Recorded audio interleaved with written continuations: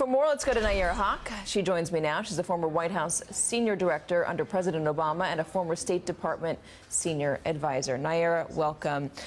You watched that vote. What are the consequences of it?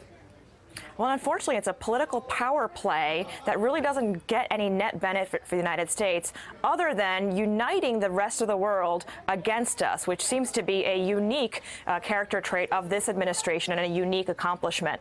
What we have ended up now is putting the United States in a situation where we are isolated and sidelined rather than leading the rest of the world. And this is not just in regards to the Israel-Jerusalem situation of the United States picking a side very firmly with Israel on this rather than being the negotiator between the Israeli and the Palestinian states. That's the one problem. The second problem is with our allies that we rely on for counterterrorism measures. Working with Egypt, working with Saudi Arabia, these are countries that we have now put on the other side of the ledger. We are trying to bully them into supporting our counterterrorism measures. Well, let's listen to the president, because Nikki Haley isn't just doing this on her own. She's got the full backing of Donald Trump. Listen to him yesterday.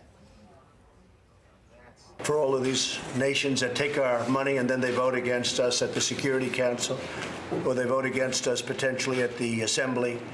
They take hundreds of millions of dollars and even billions of dollars, and then they vote against us. Well, we're watching those votes. Let them vote against us. We'll save a lot. We don't care. So we saw the Turkish minister saying we're not going to be bullied, and he might want to cut off funding to certain nations, but other nations he just can't cut off funding to. Egypt, it's congressionally mandated.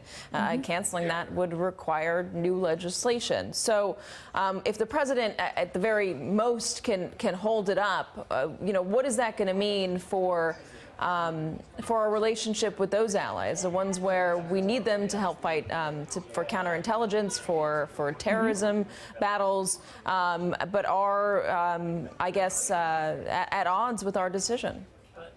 Part of what we usually do on the world stage and with words of diplomacy and building relationships and friendships with other countries is to get them to do things that may be difficult for their own public. So Egypt and Saudi Arabia, Qatar are countries in which the populations aren't necessarily on board with supporting U.S. counterterrorism measures, but that is part of the deal that we cut because of the relationship we have had, that we are able to do activities there that keeps terrorism away from the United States shores.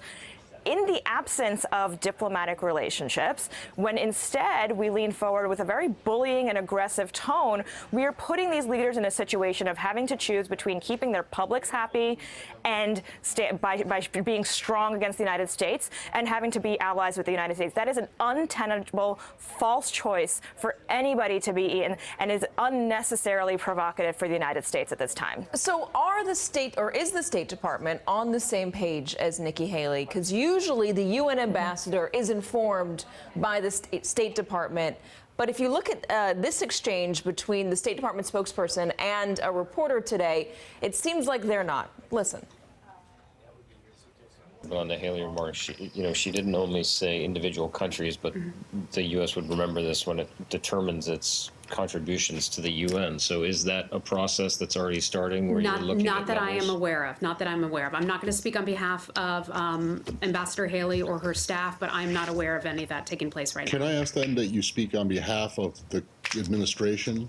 And does Ambassador Haley speak on behalf of the administration? I don't understand why there's two parallel streams of well, there are some things that when it comes to votes that take place at the United Nations, we're not involved in that process down here. So that is why I say... I would hope that you are. Well, that is why I would say I'd refer you to her office. Yeah, but her office is supposed to be informed by this building. Is she running her own show? No, I'm just not going to comment on some of those things, okay? Is the State Department at play anywhere in this administration? Well, this just goes to the broader dysfunction of the Donald Trump administration and their White House. I mean, clearly Nikki Haley is in good graces because she's taking the same bullying tone that the president has towards other countries, and Tillerson is missing from the picture entirely. When we were in the administration in the Obama White House and the Hillary Clinton and John Kerry State Department, there were literally phone calls every morning at every level to make sure that the UN, State Department, and White House were in lockstep. It is unfortunate that our diplomats have no idea how to react to current events of national security. What about those who watch and say, why does it matter? It matters if you're worried about, let's see, business relationships, the trade relationships, how they affect manufacturing here in the United States. It matters when you're worried about terrorism and is it going to be coming here to the United States homeland. We rely on other countries to be doing a lot of hard work for us. We also rely on them to be good to us when it comes time for us to ask for something in return. Do you really think that they won't be good to us when we need to ask for something in return, though?